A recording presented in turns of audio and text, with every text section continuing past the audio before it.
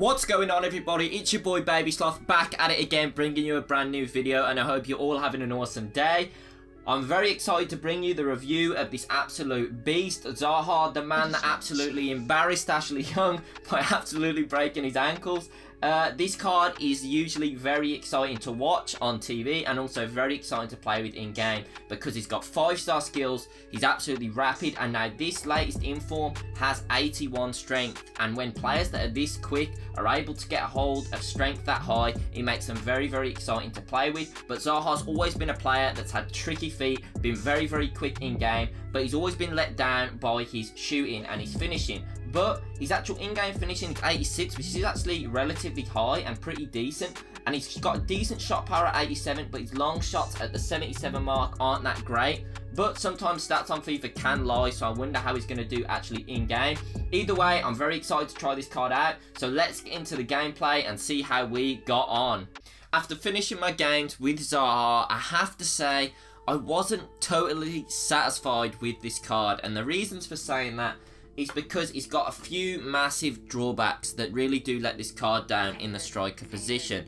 But it's a flip of the coin because this card is so good in other areas. Starting off with the pros, this card is so quick and feels incredibly quick in-game. He's going to be probably one of the quickest players I've ever used on the game. He feels very similar to Neymar in the sense that when he gets the ball and he runs with speed, you almost don't need to change directions, you don't need to do anything. You can almost run at defenders and you glide past them. I don't know why that is, but maybe it's because he's dribbling so high and the AI can't lock onto him, but he literally will glide past players. And also the fact that because he's quite strong, when he goes shoulder to shoulder with defenders and fullbacks, he can usually shrug them off or hold his own. So his strength and his pace are a massive standout. His pace especially though, definitely one of the quickest cards I've used on the game, and definitely one of the cards that feels the quickest in-game. And because he's dribbling, he's so high, that's another one of his pros. He literally will glide past players. It's absolutely insane. He is very, very good when running on the ball. And then obviously that leads into his other pro,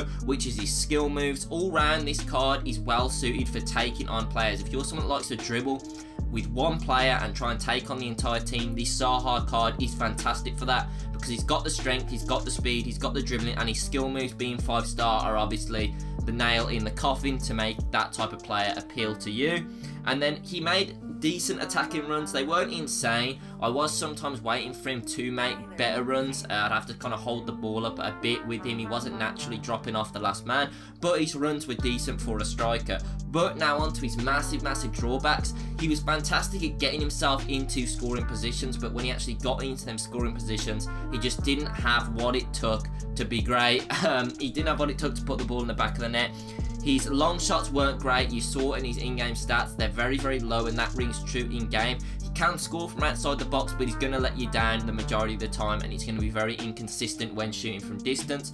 Another big standout con for this card, I thought, was his finishing. It just seemed very inconsistent, and I don't know if that's because that kind of long shooting somehow plays into it. I don't know if it does, but when you're on the edge of the box or you're, you know, just on the inside of the box, finishing from them type of angles I found difficult with this card, and it was very inconsistent.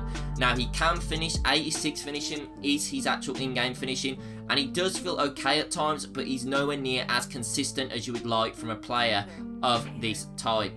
And then of course the weak foot again lending to that poor finishing. When you go onto his left foot, you primarily feel that you're not going to be able to score because that weak foot is a huge letdown. Now saying that, I did score quite a crazy long shot with his actual weak foot, which somehow, you know, milk floated its way into the top corner, but I don't know how that happened. But his actual weak foot in general lets him down, and then just combined with his long shots, his poor finishing, and his weak foot, just makes him very difficult in the final third to actually score goals. So overall, I wouldn't really recommend Zaha as a lone striker because I feel like he might let you down on occasions.